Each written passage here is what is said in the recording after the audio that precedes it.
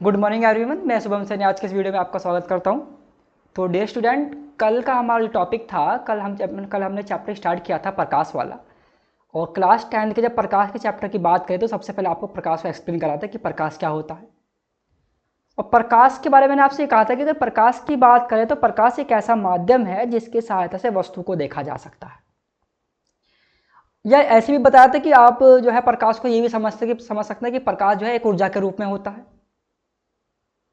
और प्रकाश के बारे में ये भी डिस्कस करा था कि प्रकाश जो है तरंग किरणों के रूप में चलता है और प्रकाश जो कण तरंग दोनों के रूप में होता है। कि ये सब बातें जो है हमने कल प्रकाश के बारे में डिस्कस करी थी।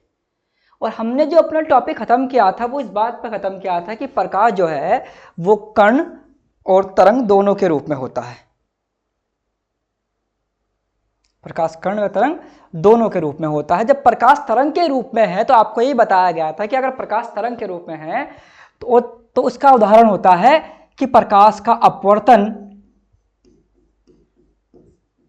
या प्रकाश का परावर्तन। इस बात के उदाहरण है कि प्रकाश जो है तरंग की तरह भी व्यवहार करता है।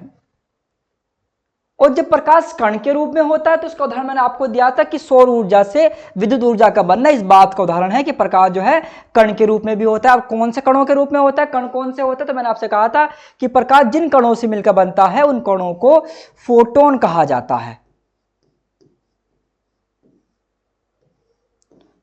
जिन पर होता है पॉजिटिव चार्ज, फोटोन, PHOTON। तो डियर स्टूडेंट, आज जो डिस्कस करना है वो हमें करना है प्रकाश के परावर्तन और प्रकाश के अपवर्तन के बारे में। तो पहले अपने टॉपिक पर आते हैं कि ठीक है, प्रकाश में आपने बता दिया था कहीं, और मैंने आपको कहीं बात बताई थी कि प्रकाश सीधी रेखा में तो चलता है लेकिन साथ ही साथ प्रकाश किनारों पर से भी मुड़ता है। और प्रकाश का किनारों पर से मुड़ जाना वो विवर्तन कहलाता है। प्रकाश जब सीधी रेखा में चलता है तो इसका मैंने आपको कहा था, इसका एग्जाम्पल होता है कि हमारी परछाई जो ठीक हमारे पीछे बन रही है वो इस बात का प्रमाण है कि प्रकाश जो सीधी रेखा में चलता है। अगर प्रकाश सीधी रेखा में ना चलता तो किसी भी वस्तु की परछाई शैडो उसके ठीक पीछे ना बनती, या तो यहां पर बनती या यहां पर बनती, कहीं भी बन सकती थी। इसलिए कहा जाता है कि प्रकाश जो सीधी रेखा में चलता है और प्रकाश किनारों पर से मुड़ता है। और आपको इस बात को बताया गया था कि अगर वस्तु का साइज प्रकाश के स्रोत से या प्रकाश स्रोत से आने वाली किरणों से बहुत बड़ा है, उन परिस्थितियों में परछाई क्यों नहीं बन पाती, क्योंकि वस्तु का जो अगर साइज जो बहुत बड़ा है उस कंडीशन में प्रकाश सारा का सारा जो है वस्तु के ऊपर फैल जाता है। इसी कारण जो है उसकी प्रतिबिंब वस्तु की परछाई उस जो है वस्तु के ठीक पीछे नहीं बन पाती अगर बहुत बड़ा साइज है। लेकिन अगर वस्तु का साइज प्रकाश स्रोत की तुलना में छोटा है या प्रकाश की किरणों की तुलना में छोटा है, उन परिस्थितियों में प्रतिबिंब कह रहा हूं, परछाई जो है उसके ठीक पीछे बनकर प्रकाश जो किनारों पर से भी मुड़ता है। तो कल इन बातों के बारे में डिस्कस किया गया था। और दूसरी बात ये बात बताई गई थी आपको कि प्रकाश जहां से आ रहा होता है उसे प्रकाश स्रोत कहते हैं, जहां से प्रकाश उत्पन्न होता है वो प्रकाश स्रोत कहलाते हैं। तो ये बातें प्रकाश के बारे में थी, प्रकाश स्रोत। और जब प्रकाश तरंगों के रूप में है, कण के रूप में भी है, और जब प्रकाश तरंगों के रूप में है तो तरंग का उदाहरण बनता है, मैंने आपको बताया था कि तरंग का उदाहरण होता है प्रकाश का अपवर्तन और प्रकाश का परावर्तन। इस बात के आधार पर सिद्ध करते हैं, इस बात के आधार पर बताया जाता है कि प्रकाश जो वास्तव में तरंग के रूप में भी होता है, और जब तरंग के रूप में भी है तो प्रकाश कणों के रूप में भी, दोनों रूप में है। तो इसलिए हमारा जो टॉपिक आपकी क्लास में 10th क्लास में है कि प्रकाश और प्रकाश का अपवर्तन और प्रकाश का परावर्तन, प्रकाश का परावर्तन। इसी वजह से जो है ये टॉपिक प्रकाश के साथ रखे गए। और परावर्तन को हम जो एक्सप्लेन करते हैं, व्याख्या करते हैं, वो यही मानकर करते हैं कि प्रकाश जो है वो तरंग के रूप में होता है और लेकिन किरणों के रूप में चलता है। कल मैंने आपको इस बात का उदाहरण भी दिया था कि अगर आप सूरज की बात करें कि सूरज का चित्र सर इस तरीके से क्यों बनाया जाता है, तो मैंने आपसे कहा था कि प्रकाश जो चारों दिशाओं में फैलता है और किरणों के रूप में चलता है। जब प्रकाश चारों दिशा में फैल रहा है और किरणों के रूप में चल रहा है तो जितनी भी किरण होती हैं ये सारी किरणें भी सीधी रेखा में जाती हैं जिस भी दिशा में ये जा रही होती है। इस तरीके से जो ये सब बातें जो है हमने कल के टॉपिक में डिस्कस करी कि प्रकाश जो है एक ऐसा माध्यम है जिसकी सहायता से आप वस्तु को देख सकते हैं, या प्रकाश ऊर्जा के रूप में होता है। उसके बाद आपको यह भी समझाया गया था कि प्रकाश जो है वो किरणों के रूप में चलता है, और प्रकाश जो है सीधी रेखा में चलता है, किनारों पर से भी मुड़ता है। उदाहरण भी मैंने आपको दिया था। और फिर उसके बाद बताया गया कि प्रकाश जो कण और तरंग दोनों के रूप में होता है।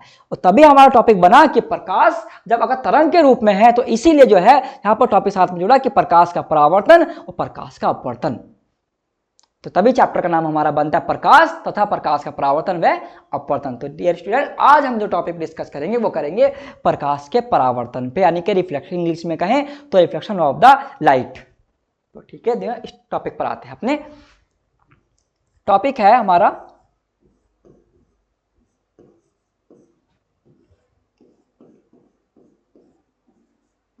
प्रकाश का परावर्तन। इंग्लिश में कहें रिफ्लेक्शन ऑफ लाइट।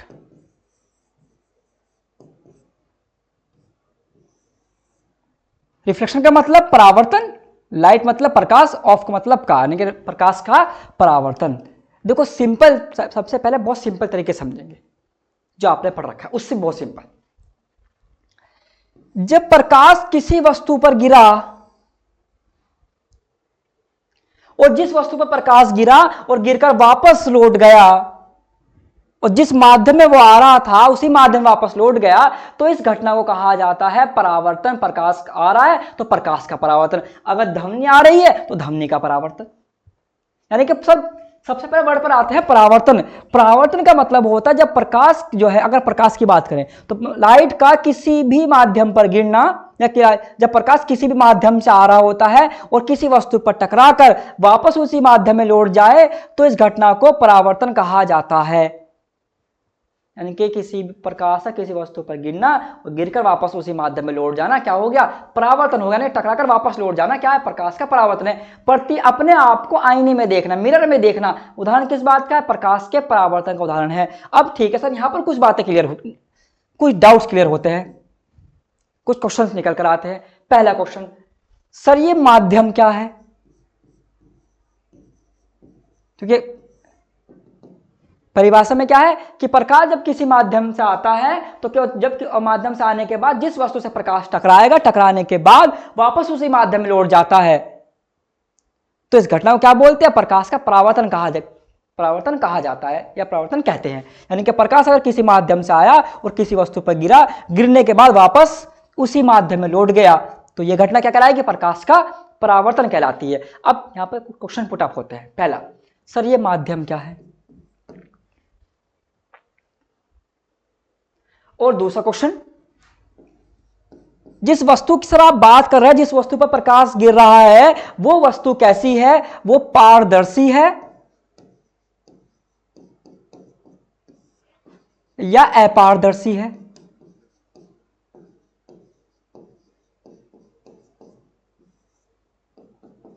दूसरा क्वेश्चन ये हो गया। क्वेश्चन तो क्या हो गया? माध्यम। क्योंकि देखो, जो भी वर्ड हमारे सामने आए, सबसे पहले हमारा मतलब यह होता है कि जो भी परिभाषा हम पढ़ रहे हैं उसमें जो भी फिजिक्स के वर्ड हैं उन वर्ड का मतलब हमें पता हो, उस वर्ड का मीनिंग हमें पता हो। अगर मीनिंग पता है तो हम कोई से भी टॉपिक को, कोई सी परिभाषा को समझ लेंगे। और हमें फिजिक्स के अंदर, भौतिक के अंदर समझने पर ध्यान देना चाहिए, ना कि रटने के ऊपर। अगर आपने वर्ड पर कमांड बना ली तो वर्ड पर कमांड बनाने के बाद आप अपने आप अगर बनाकर लिखोगे तो भी एक्यूरेट माना जाएगा। देखो, अगर इंग्लिश की डेफिनेशन की बात करें, इंग्लिश के वर्ड की बात करें, अगर आपको कोई कह दे कि आपको इंग्लिश की बुक पढ़नी है, तो आप कब पढ़ पाओगे? जब आपको वर्ड का मीनिंग पता होगा, शब्दों का मतलब पता होगा। लेकिन ऐसे ही क्या है फिजिक्स के अंदर है। अगर फिजिक्स की परिभाषा जितनी भी है, अगर उसमें हर वर्ड का मतलब आपको पता है, हर मीनिंग का मतलब आपको पता है, तो अब उस मीनिंग को मतलब पता होने के बाद ही आप उस पूरी परिभाषा का अर्थ समझ पाओगे। हमें अंडरस्टैंडिंग पर, हमें लर्निंग पर, हमें स्टडी पर, इन पर फोकस करना है, ना कि जो परिभाषा थी उसको रटा और रटने के बाद जो है उसको लिख कर आ गए। इससे होगा क्या? इससे दो ही चीजें, एक ही चीज होगी, दूसरी भी नहीं होगी। क्या चीज होगी? आपके मात्र और मात्र नंबर आ जाएंगे, लेकिन आपको का नॉलेज जो है वो शून्य रहेगा। अगर नॉलेज गेन करना है नंबर के साथ साथ, तो देखो नॉलेज बहुत इंपॉर्टेंट है, नॉलेज के बिना कोई फायदा नहीं। तो नॉलेज गेन करने के लिए जरूरी होता है कि हम जो शब्द दे रखे हैं उसका मतलब हमें पता हो, उसका मीनिंग हमें पता हो, ताकि अगर हम भूल भी जाए तो शब्दों का मतलब हमें पता हो, तो हम जो इस बात को अपने भाषा में लिखकर, अपने शब्दों में लिखकर उस परिभाषा का पूरा अर्थ एग्जामिनर को समझा सके, उस बात को पूरा लिख सके। कोई भी अगर हमारे सामने आ जाए तो हम अपनी सिंपल लैंग्वेज में उस चीजों को बता सके। तो ये मतलब होता है, ये अर्थ होता है नॉलेज का। और रटने का क्या होता है, आपने कोई चीज रट ली, आप उसमें कोई भी वर्ड भूल गए, भूलने के बाद क्या होगा, आप उसकी परिभाषा लिख नहीं पाओगे। तो इसलिए भौतिक के अंदर जो भी आपको टॉपिक पढ़ाया जाएगा यहाँ पर, आप ये देखना कि आपको शब्दों का मतलब समझ में आ रहा है या नहीं आ रहा है, क्योंकि शब्दों का मीनिंग सारा खेल है। जब आपको परिभाषा लिखवाई जाएगी, बताई जाएगी, आपको उस चीज में आपको ये बात सिखाई जाएगी माध्यम क्या होता है, पारदर्शी क्या होता है, अपारदर्शी या अपारदर्शी किस तरीके से। तो पहला क्वेश्चन क्या, परावर्तन में कि सब मैंने आपको क्या बताया कि जब प्रकाश किसी माध्यम से आ रहा होता है, आने के बाद वो जिस वस्तु से टकराएगा, टकराने के बाद अगर वो उसी माध्यम में वापस लौट जाए तो इस घटना को क्या बोलते हैं, परावर्तन कहा जाता है। प्रकाश का किसी वस्तु पर गिरना, गिरकर वापस लौट जाना क्या है, प्रकाश का परावर्तन है। अब क्वेश्चन यहां पर पहला पुटअप हुआ कि सर माध्यम कैसा है, कि माध्यम का मतलब क्या है, आप किस माध्यम की बात कर रहे हैं, ये माध्यम है क्या। दूसरा क्वेश्चन, प्रकाश जिस वस्तु पर गिर रहा है वो वस्तु पारदर्शी है या अपारदर्शी है। तीसरा पॉइंट,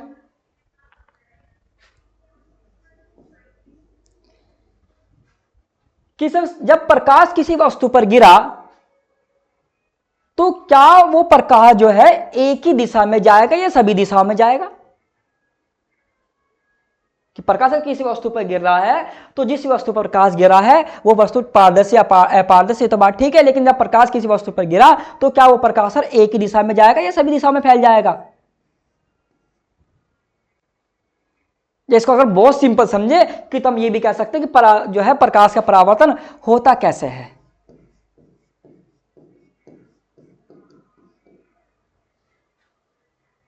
और चौथा, कब होगा। ये चार क्वेश्चन का आंसर अगर हमें मिल गया कॉन्सेप्ट में तो पूरा टॉपिक हमारा जो है, कॉन्सेप्ट जो हमारा वो क्या हो जाए, वो क्लियर हो जाएगा। यही मेन चीज। देखो फिजिक्स के अंदर आपको शब्दों पर फोकस करना पड़ता है, कुछ बातों पर फोकस करना पड़ता है। आप जो भी टॉपिक पढ़ने जाए सबसे पहले तो ये समझो कि वो टॉपिक है क्या,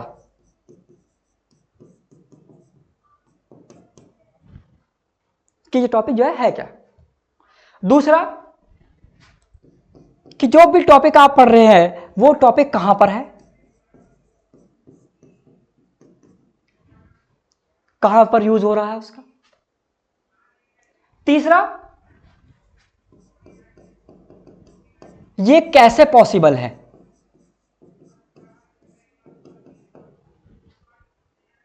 बात समझ आ गई कि क्या टॉपिक है, कहां है ये सब, कैसे पॉसिबल है। चौथा और मेन है, इसका उदाहरण क्या है, एग्जाम्पल क्या है। देखो बेटे फिजिक्स जो है एग्जाम्पल से है। अगर एग्जाम्पल आपको क्लियर है तो कोई भी टॉपिक है आपको क्लियर हो जाएगा, क्योंकि एग्जाम्पल से ही कॉन्सेप्ट क्लियर हुआ। क्योंकि मान लो कोई भी घटना घटी, जैसे आप ये वाली घटनाओं की बात कर रहे हैं कि प्रकाश गिरा, गिरने के बाद उसी माध्यम वापस लौट गया, इसे आपने परावर्तन कह दिया। देखो पहले तो इंसिडेंट हुआ, पहले तो घटना घटी है, उसके बाद ही तो आपने इसको एक नाम दे दिया परावर्तन का, या पहले परिभाषा बना दी थी कि उसके बाद हम इसको करके दिखाएंगे। बिना देखे, बिना डेमोन्स्ट्रेशन के, बिना कोई उदाहरण के आप परिभाषा कैसे लिख देंगे। कोई चीज पहले हुई होगी उसे तभी तो कुछ आपने नाम दिया। तो इसीलिए अगर हमें एग्जाम्पल्स भी क्लियर हैं तो चीजें हमारे अपने आप क्लियर हो जाती हैं। तो फिजिक्स को अगर पढ़ना है तो हमें कोई भी टॉपिक पढ़ना हो तो आपको ये चार बातें बताओ कि ये है क्या, ये कहां है, ये कैसे है, उसका एग्जाम्पल्स क्या है, इसका उदाहरण क्या है। ये चार पॉइंट इसमें इंपॉर्टेंट होते हैं। तो ठीक है, अब हम अपने क्वेश्चन पर आते हैं कि सर ये कैसा माध्यम, ये माध्यम है क्या। देखो अगर माध्यम की बात करें तो ये माध्यम की कैसा माध्यम है क्या माध्यम, तो इसका मतलब ये है कि प्रकाश जिसमें ट्रेवल कर रहा है, जिसमें मतलब किसमें, समझना। अगर प्रकाश हवा में ट्रेवल कर रहा है, एयर में, तो हवा क्या हो गई, वो माध्यम हो गई। अब अगर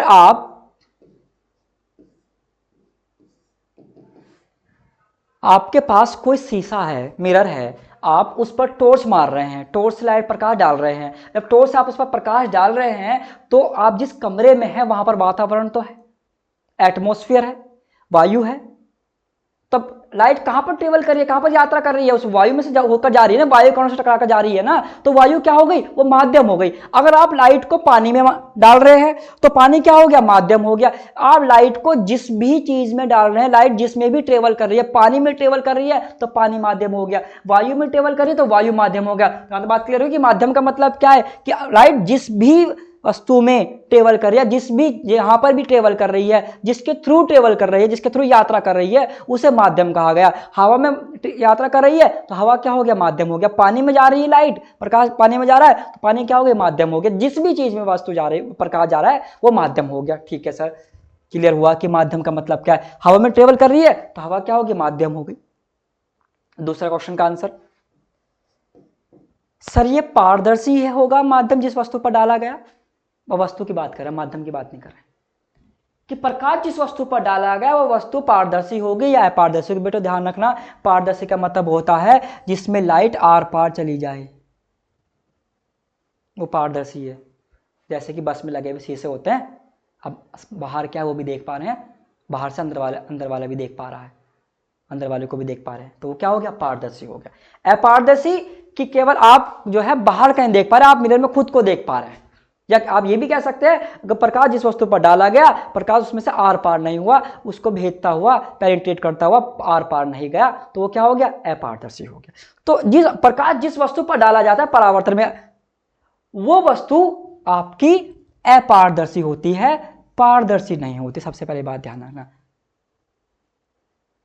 क्यों नहीं होती पारदर्शी, कि अगर परावर्तन के अनुसार कि अगर प्रकाश आप जिस वस्तु पर डाल रहे हैं, डालने के बाद वह प्रकाश जो है वापस उसी माध्यम में लौट रहा है, तो ऐसा तभी पॉसिबल है वापस उसी माध्यम में लौटना कि अगर वस्तु आपकी अपारदर्शी हो। इसलिए अपारदर्शी होना चाहिए, पारदर्शी नहीं होना चाहिए। तीसरा मेन पॉइंट होता किस तरीके से है, अब समझना। अब समझिए कि एक आपने ले लिया चिकना पृष्ठ, स्मूथ सरफेस, स्मूथ सरफेस,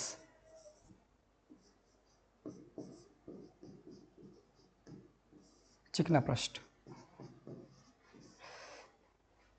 और एक आपने लिया खुरदरा पृष्ठ, है दोनों अपारदर्शी।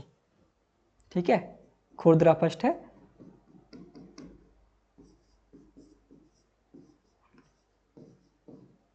पृष्ठ जिसे आप कह सकते हैं रफ सरफेस, रफ सरफेस। अब इसको आपको समझते कि एग्जाम्पल क्या है। एक शीशा लिया आपने, मिरर, ठीक है, उस पर कोई भी होल नहीं है, कहीं से भी टूटा हुआ नहीं है, कहीं से भी चटका हुआ नहीं है, कहीं से भी ब्रेक नहीं है, कहीं भी स्पॉट्स नहीं हो रहे हैं, कहीं ये भी नहीं है कि हल्के हल्के से उस पर पॉइंट हो रहे हैं, हल्का बीच बीच में से कहीं टूटा हुआ, ऐसा भी नहीं, बिल्कुल स्मूथ, बिल्कुल चिकना पृष्ठ आपने ले लिया। वो एग्जाम्पल किसका हो गया, आपका चिकने पृष्ठ का हो गया, स्मूथ सरफेस का हो गया। और अब उसी कांच के पृष्ठ पर आपने चाकू से या किसी भी नुकीली चीज से, सुई से, या आप कह सकते हैं कील से जो है, आपने उस पर हल्के हल्के से इस तरीके से जो है उसको रफ कर दिया, खुरदरा कर दिया। ठीक है, तो क्या हो गया, रफ सरफेस हो गया। अब होता कैसे वो समझ रहे हैं, परावर्तन हमेशा चिकने पृष्ठ से होता है, खुरदरे पृष्ठ से नहीं होता। क्यों नहीं होता समझना, जब प्रकाश किसी स्रोत से आएगा, आने के बाद प्रकाश जिस वस्तु पर गिरेगा, देखो जो प्रकाश आ रहा होता है उस प्रकाश का नाम होता है, उस प्रकाशीय किरण को कहा जाता है आपतित किरण। आने वाली किरण हो गई आपकी आपतित किरण।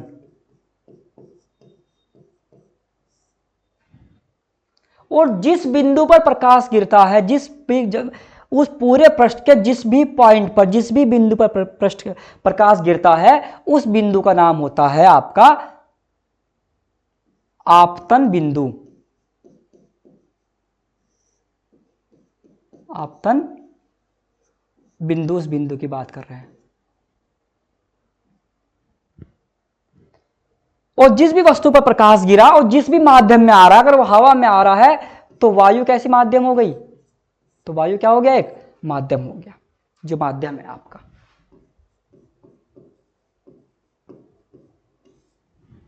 तो आने वाली किरण कौन सी होगी, आपतित किरण होगी। तो हुआ क्या कि जब आपतित किरण किसी बिंदु पर गिरती है तो गिरने के बाद और उस बिंदु से जो है हम एक अभिलंब ड्रॉ कर देते हैं। अभिलंब क्या होता है सर, ये अभिलंब का मतलब होता है कि जो पृष्ठ से 90 का एंगल बना रहा होता है उसे अभिलंब कहा जाता है। तो ये जो डॉटेड लाइन है ये अभिलंब है। अभिलंब का मतलब क्या होगा, ये पृष्ठ से कितना कोण बना रही है, पृष्ठ से 90 का कोण बना रही है, तो इसलिए इसको अभिलंब कहा जाता है। और इसी अभिलंब से ही हम मेजर करते हैं, मापते हैं क्या चीज, कि कितने कोण पर प्रकाश गिर रहा है, कितने एंगल पर प्रकाश गिरा है।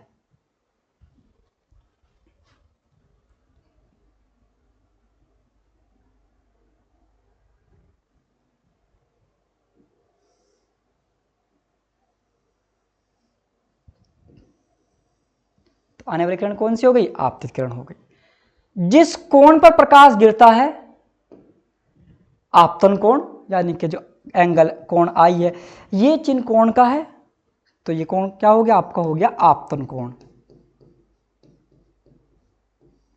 आपतन कोण।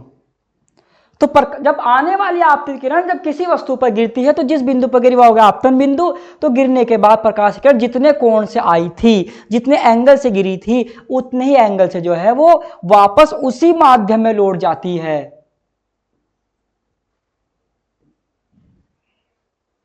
इस घटना को कहा जाता है प्रकाश का परावर्तन। और जिस कोण से वो जितने एंगल से वापस गई है उस कोण का नाम होता है परावर्तन कोण।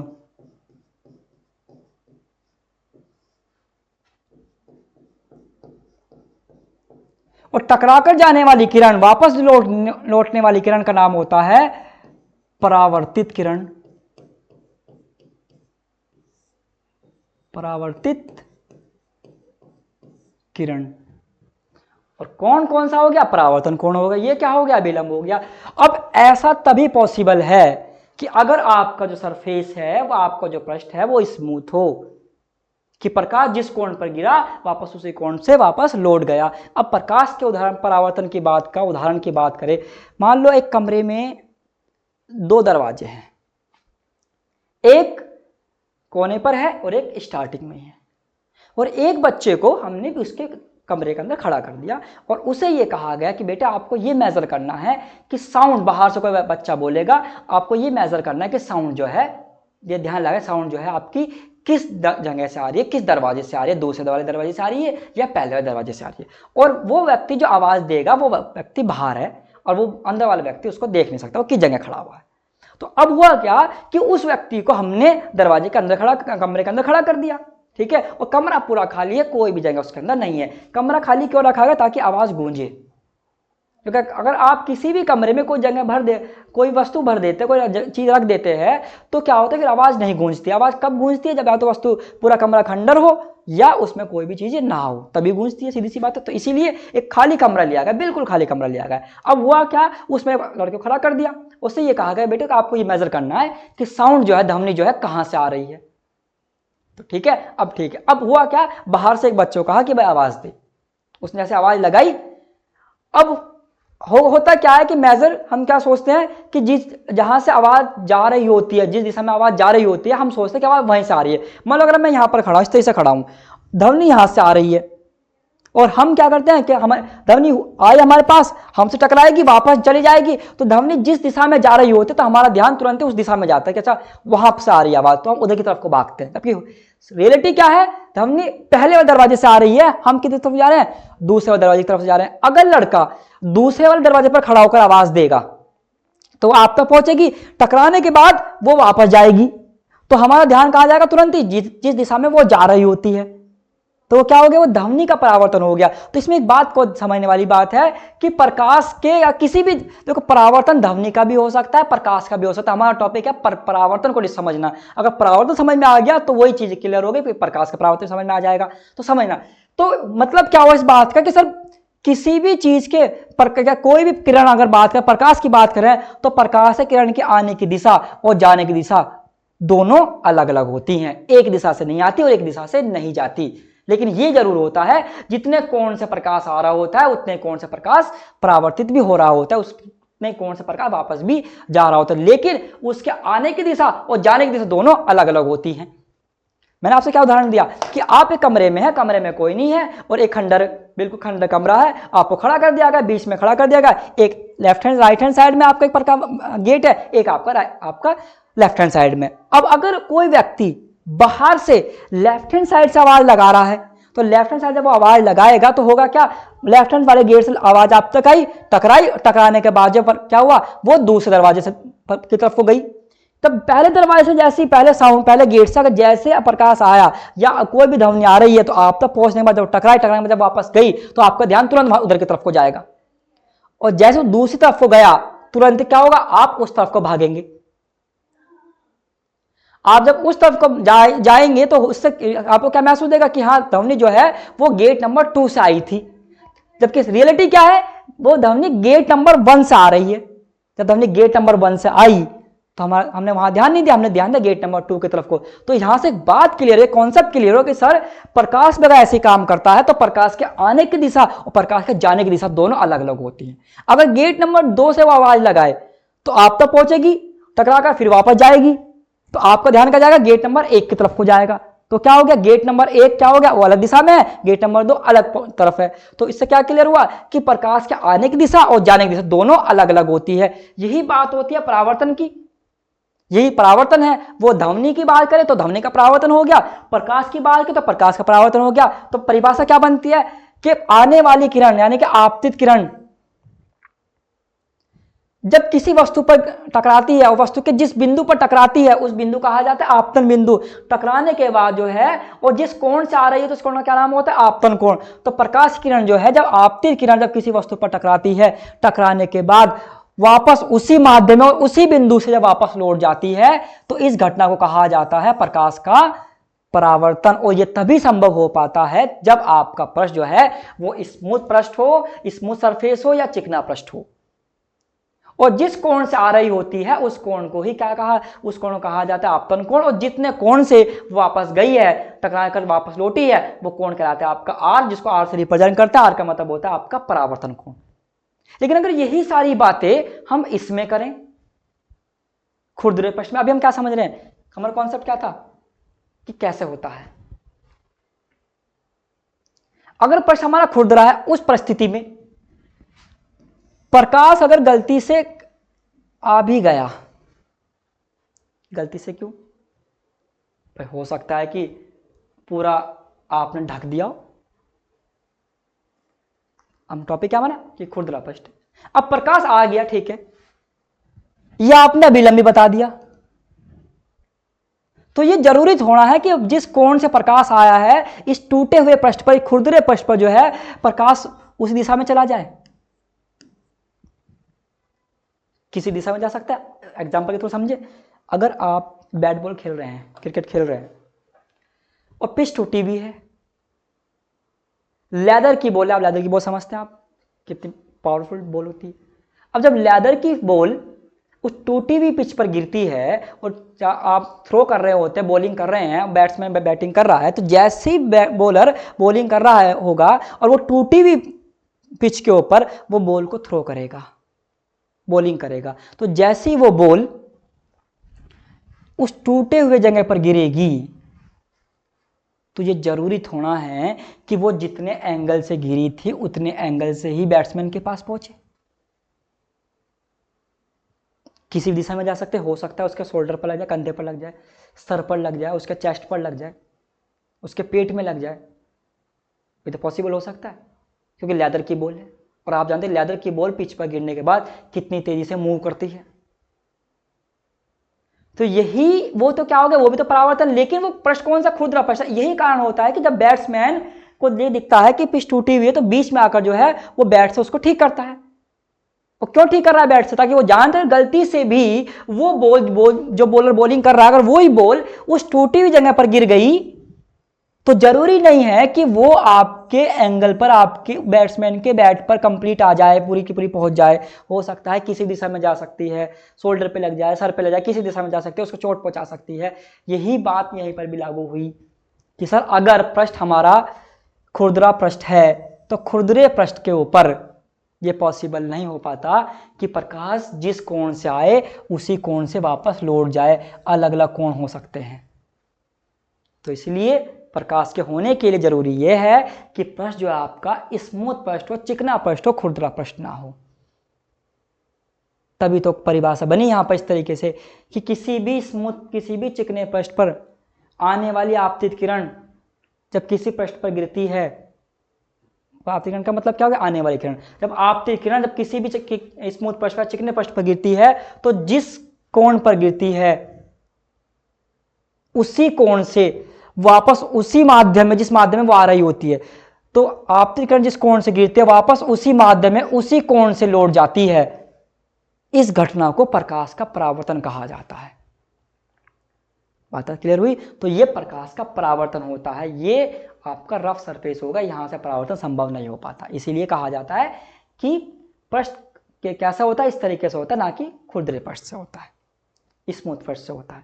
तो बात आप क्लियर हुई कि प्रकाश का परावर्तन क्या, अभी नियम पे नहीं आए। दूसरी मेन चीज, आने वाला कोण आपतन कोण, जिस कोण से जा रही है परावर्तन कोण, आने वाली किरण आपतित किरण, जाने वाली किरण परावर्तित किरण। और ये डॉटेड लाइन अभिलंब, अभिलंब से तो पता चला मैं कि भाई 30 के एंगल पर आई है, 45 पर आई है, 50 पर आई है, किसने एंगल पर आई है। और मैंने आपको उदाहरण भी दिया कि प्रकाश के आने की डायरेक्शन और जाने की डायरेक्शन दोनों अलग अलग होती हैं। तो इसे कहा जाता है प्रकाश का परावर्तन। ठीक है सर, ये बात क्लियर हुई कि पहला पॉइंट आपने कहा कि माध्यम कैसा है, कि जिस माध्यम का मतलब क्या होता है कि जिस भी माध्यम, जिस भी जगह पर लाइट ट्रेवल कर रही होती है, अगर वायु में ट्रेवल कर रही तो वायु माध्यम हो गया, पानी में जा रही है लाइट तो पानी माध्यम हो गया, तो उसे माध्यम कह रहे हैं। अब प्रकाश डाल रहे हैं आप, सीधी सी बात है, वायु में प्रकाश, वायु तो चारों तरफ है, एटमॉस्फेयर वातावरण है, तो वातावरण क्या हो गया आपका, वो माध्यम हो गया।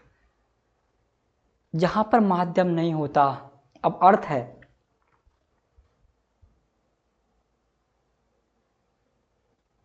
अर्थ का अपना वातावरण है,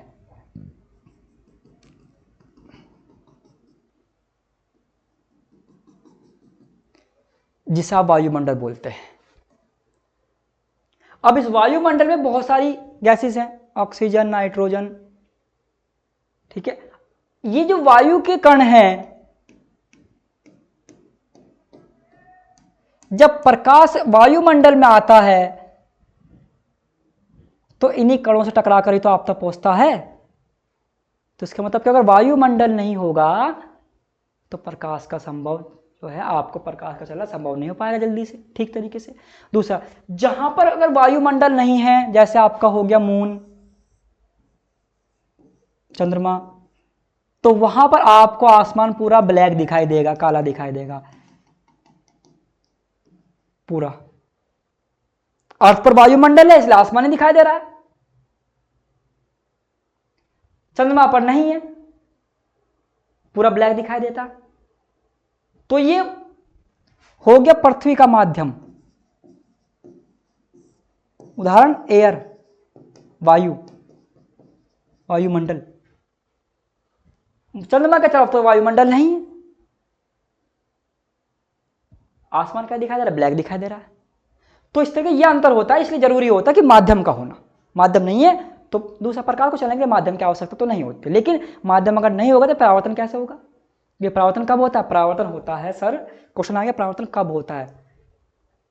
और अभी पहले वाले टॉपिक में हमने कैसे का मतलब तो समझ लिया कि कैसे हो रहा है। तो मैंने आपसे कहा चिकने पृष्ठ से होगा, खुरदरे पृष्ठ से नहीं होता हो। इस तरह के संभव होता है, इस तरह के संभव नहीं पता। क्यों नहीं संभव हो पाता, क्योंकि इस स्थिति में ये जरूरी नहीं हो पाता कि प्रकाश जो है जिस कोण पर गिरा, जरूरी नहीं है प्रकाश जो है उसी कोण से वापस लौट जाए, इसलिए संभव नहीं हो पाता। ठीक है, और यहाँ पर इसलिए संभव हो पा रहा क्योंकि स्मूथ पस्ट है, प्रकाश जिस कोण से गिरा उतने कोण से ही वापस लौट गया। मैंने आपको उदाहरण भी दिया बैट्समैन वाला कि अगर पिच टूटी हुई है, टूटी पिच पर अगर लेदर की बॉल गिर जाए तो जरूरी नहीं है कि जितने एंगल से वो गिरी उतने एंगल से ही वो बैट्समैन तक पहुंचे। हो सकता है डायरेक्शन चेंज होते, दिशा चेंज होते ही उसे कंधे पर टकराए, सर पर टकराए। तो इसलिए कहा जाता है कि 3 पॉइंट क्लियर हो आपके। माध्यम कैसा हो गया, वायु बता दें माध्यम क्या होता है। वायु है, अपारदर्शी चाहिए, पारदर्शी नहीं चाहिए। दूसरा, पारदर्शी क्यों नहीं चाहिए? अगर पारदर्शी माध्यम है तो प्रकाश अंदर भी तो प्रवेश कर जाएगा। एक माध्यम हो गया वायु, आपने और एक कांच की प्लेट ले ली जिसमें आर पार दे सकते हैं।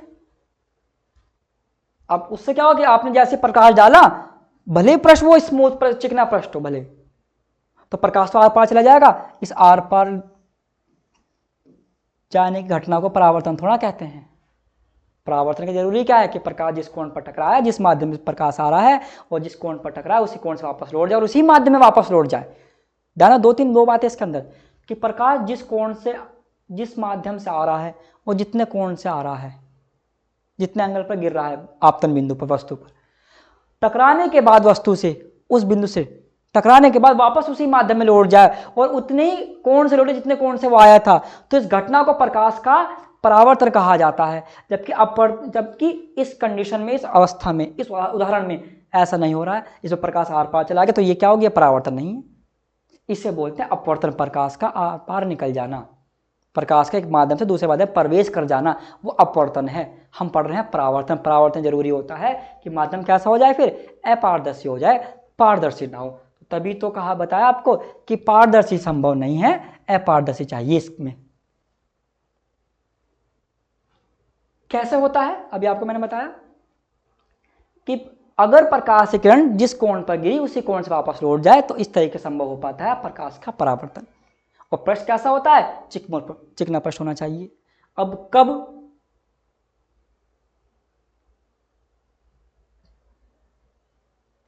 इसका क्वेश्चन भी आंसर मिल गया। अब कब होगा, जब माध्यम होगा, प्रकाश माध्यम कोण से टकरा कर लौटेगा, माध्यम कोण से टकराएगा, टकराने के वापस यदि माध्यम में लौटेगा। अब यहां पर देखो दो माध्यम हो गए, एक तो वायु हो गया और जिस पर ये गिर रहा है, जिस वस्तु पर गिरा, यहां पर टकराया, पहले तो माध्यम में कौन सा टकराता हुआ, आप देखो अगर माध्यम नहीं होता तो जरूरी नहीं था कि वो इसी एंगल से आ रहा होता। अब प्रकाश वायुमंडल के कणों से टकराकर आप तक पहुंचा और वापस भी जब टकराया तो तभी वायु जाते हुए वायुमंडल कणों से टकराते हुए जा रहा था।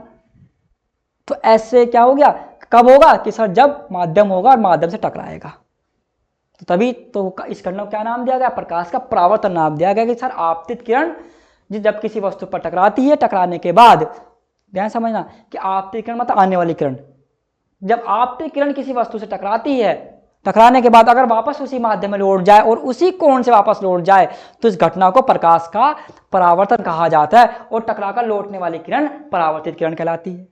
और जिस कोण से प्रकाश की किरण आ रही होती है, जिस कोण से प्रकाश की किरण गिर रही होती है, उस कोण का नाम होता है आपका आपतन कोण। और जिस कोण टकराकर वापस गई है उसे कहा जाता है आपका परावर्तन कोण। लेकिन खुरदुरे पृष्ठ में ये चीजें संभव नहीं हो पाती, तो इसलिए सर आपतन चिकने पृष्ठ से पॉसिबल हो पाता है, ना कि आपके खुरदुरे पृष्ठ से। तो ये चीजें आपके अंदर होती है, किसके अंदर होती है, चिकने पृष्ठ में होती है, रफ सरफेस में नहीं होती है। ठीक है, अब आगे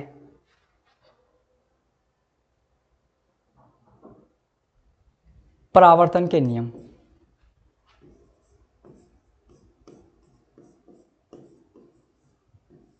परावर्तन के नियम इंपॉर्टेंट टॉपिक है। प्रकाश का परावर्तन इंपॉर्टेंट टॉपिक है, इसके नियम इंपॉर्टेंट टॉपिक है।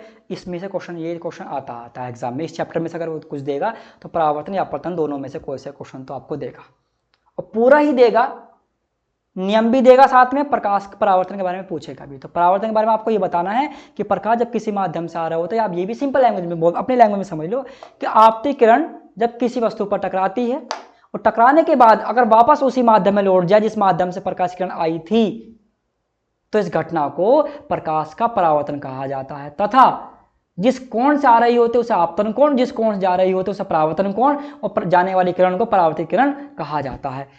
अगर आप ऐसे भी अपने शब्दों में भी लिखाए तो भी आपको पूरे ही नंबर मिले, क्योंकि आपने सभी बातों को पूरी तरह समझा दिया है कि जब प्रकाश किसी माध्यम से आ रहा होता है और जब किसी वस्तु पर टकराता है, टकराने के बाद वापस उसी माध्यम में लौट जाए और उतने ही कोण से लौट जाए या वापस उसी माध्यम में लौट जाए, तो इस घटना को कहा जाता है आपका प्रकाश का परावर्तन। और आने वाली किरण आपतित किरण और तथा जाने वाली किरण परावर्तित किरण, और जिस कोण से आई थी उस कोण को आपतन कोण और जिस कोण से परावर्तित हुई है उस कोण को परावर्तित कोण कहा जाता है, परावर्तन कोण कहा जाता है।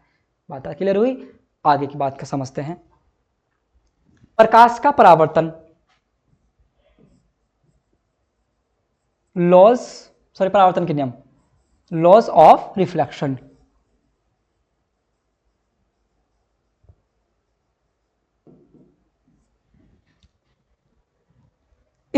इसके दो नियम होते हैं। अब दोनों नियम को हम चित्र के माध्यम समझेंगे और रटेंगे नहीं, चित्र को देखकर ही हम इसको बता देंगे, चित्र के माध्यम से लिख देंगे। एग्जाम में भी ऐसे करना है। एक अपारदर्शी पृष्ठ लिया हमने, चिकना पृष्ठ, तो आने वाली किरण कौन सी हो गई? आपतित किरण। जिस बिंदु पर गिरी है उस बिंदु का नाम दे दिया आपने आपतन बिंदु।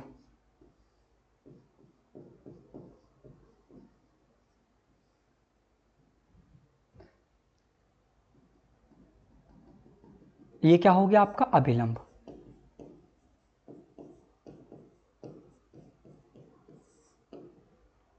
ये कौन सी किरण हो गया आपके? आने वाली किरण को क्या नाम दिया आपने? आपतित किरण।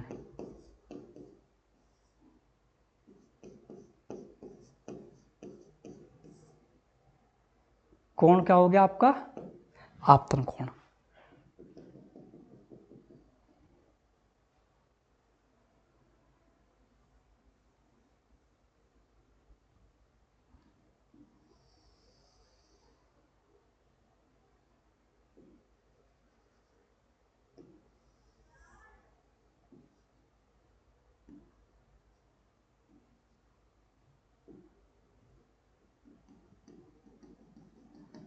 ये पूरा आपका अभिलंब,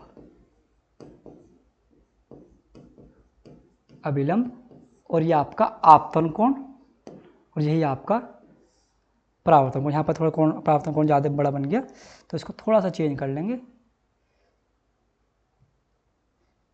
एग्जाम कॉपी में बेटे ये बात ध्यान रखते बनाना है आपको कि ये कोण जो है लगभग जो है इसके ही बराबर रहे, ज़्यादा बड़ा ना हो।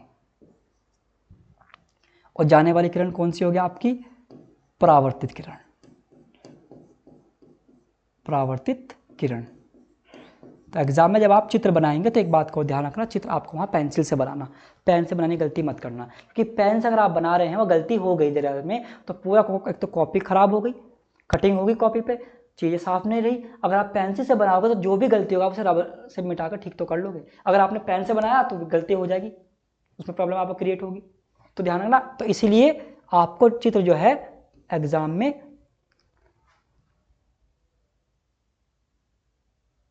किससे बनाना है? पेंसिल से बनाना है, ना कि पेंसिल से बनाना, ना कि पेन से बनाना है। ठीक है, अब ये चीजें हो गई। अब इसे नियम समझना है। पहला नियम सर, आप पहला नियम क्या? आपतित किरण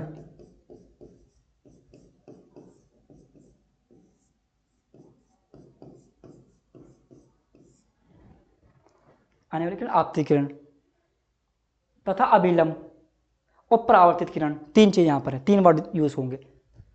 आपतित किरण, अभिलंब तथा परावर्तित किरण, तीनों के तीनों एक ही तल में या एक ही तल से स्टार्ट होते हैं, एक ही तल पर क्या होते हैं? लाई करते हैं, एक ही तल पर लागू होते हैं। ये नहीं है कि प्रकाश तो गिरा इस पॉइंट पर, ठीक है, साथ में परावर्तित हुआ वो दूसरे पृष्ठ से। तो पहले हमने क्या कहा, तो इसलिए वो कह रहा है कि आपतित किरण, अभिलंब तथा परावर्तित किरण तीनों एक ही तल में लागू होते हैं। ये नहीं है कि वो दूसरे तल में हो जाए। बात क्लियर हुई? तो वर्ड पे ध्यान देना में, आपतित किरण, अभिलंब और परावर्तित किरण तीनों एक ही तल में लागू होते हैं, एक ही तल से शुरुआत होते हैं या एक ही तल में लाई करते हैं। दूसरा नियम, आपतन कोण बराबर होता है परावर्तन कोण के। बात क्लियर हुई? तो यहां पर जो हमारा टॉपिक था वो था प्रकाश का परावर्तन की सर, ठीक है। आपतित किरण, अभिलंब तथा परावर्तित किरण तीनों क्या है, ये आपके ये तीन चीज हो गई। आपतित किरण हो गया, अभिलंब हो गया, परावर्तित किरण हो गया। कि जब प्रकाश जो है किसी माध्यम से में चलता है, चलने के बाद जब किसी वस्तु पर टकराता है, टकराने के बाद अगर वो उसी माध्यम में वापस लौट, जैसे आपने क्या बोल दिया, प्रकाश का परावर्तन बोल दिया। दो नियम बन गए, दोनों नियम इस चित्र से एक्सप्लेन करने हैं कि सर आपतित किरण, अभिलंब तथा परावर्तित किरण तीनों एक ही तल में लागू होते हैं। एक ही तल में, एक तल का मतलब ये है कि ये नहीं है कि एक तल तो ये हो गया, तल का मतलब क्या, दो सरफेस। ये नहीं कि इसके साथ आपने दूसरा भी जोड़ दिया और वहां से प्रकाश परावर्तित तो वहां से हो रहा है और गिर इस पर, ऐसा नहीं है कि तीनों के तीनों जो है आपतित किरण, अभिलंब और परावर्तित किरण तीनों एक ही तल में लागू होते हैं। पहले तो नियम ये हो गया कि आपतित किरण, अभिलंब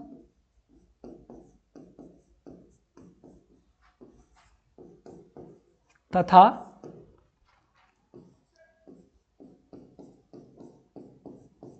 परावर्तित किरण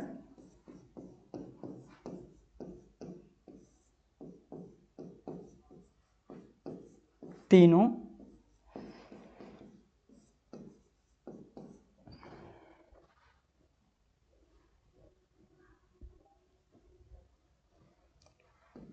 एक ही तल में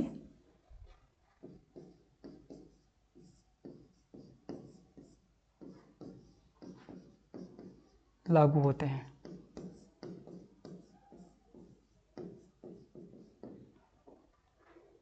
दूसरा, आपतन कोण बराबर होता है परावर्तन कोण के।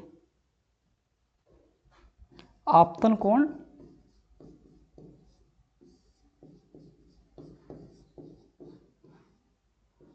परावर्तन कोण के बराबर होता है।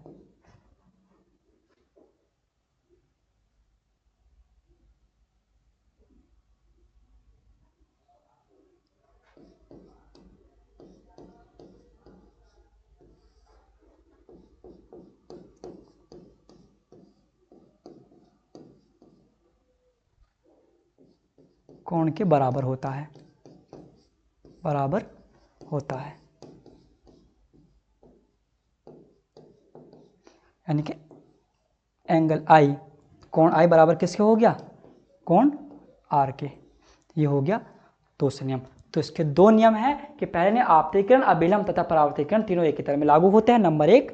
नंबर दो कि आपतन कोण बराबर होता है परावर्तन कोण के, आपतन कोण परावर्तन कोण के बराबर होता है। तो आप ये दोनों के दोनों नियम आपको याद करने की जरूरत नहीं है, बल्कि चित्र आपके सामने, चित्र से बनाकर लिख दिया, आपतित किरण, अभिलंब तथा परावर्तित किरण तीनों एक ही तल में लागू होते हैं, नंबर पहला नियम। दूसरा नियम, आपतन कोण बराबर होता है परावर्तन कोण के। तो इसके दो नियम हो गए। तो यहां तक जो है आपका, अगर आपसे एग्जाम में आ रहा है कि प्रकाश का परावर्तन तथा इसके प्रकाश के परावर्तन के नियम लिखे, तो दो ही नियम होते हैं इसके कि पहला आपतित किरण, अभिलंब तथा परावर्तित किरण तीनों एक ही तल में लागू होते हैं। दूसरा नियम, आपतन कोण परावर्तन कोण के बराबर होता है। तो डियर स्टूडेंट, यहां तक हमारा क्या कंप्लीट हुआ कि प्रकाश के परावर्तन के नियम, ठीक है। तो इसके आगे जो है हम नेक्स्ट वीडियो में डिस्कस करेंगे कि प्रकाश का परावर्तन क्या है, और फिर उसके बाद हम जो है अगले टॉपिक पर आएंगे। तो यहां तक आप इसको समझ के चलना, एक बार लिख कर देखना और टॉपिक को उदाहरण से ही समझना, ठीक है। तो ठीक, तो अब जब बेटे नेक्स्ट पीरियड में जो है, नेक्स्ट वीडियो में हम डिस्कस करेंगे प्रकाश के परावर्तन के नियम के साथ साथ दर्पण के बारे में, कि दर्पण क्या होता है। साथ साथ ये भी डिस्कस करेंगे कि कितने प्रकार का दर्पण होता है, उत्तल है, अवतल है, कैसे उसका उदाहरण है, कैसे पता चलेगा ये उत्तल दर्पण है, कैसे पता चलेगा ये अवतल दर्पण है, ठीक है। तो ठीक है, thank you student, welcome.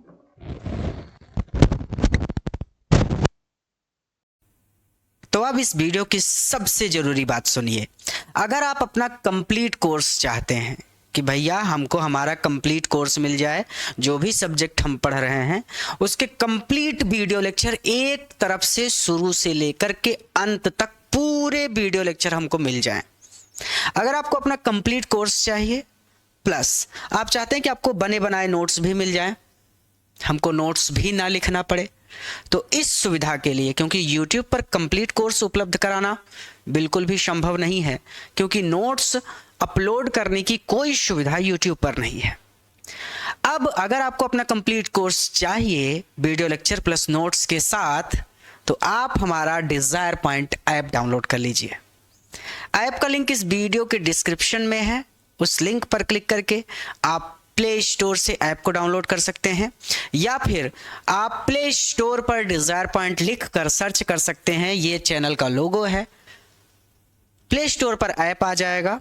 App को आप प्ले स्टोर से डाउनलोड कर सकते हैं। ऐप को अपने फ़ोन में डाउनलोड करने के बाद आपको ऐप पर अपना रजिस्ट्रेशन कर लेना है, यानी अपना नाम, गांव, सारा डिटेल भर के अपना रजिस्ट्रेशन करके अपना अकाउंट बना लेना है।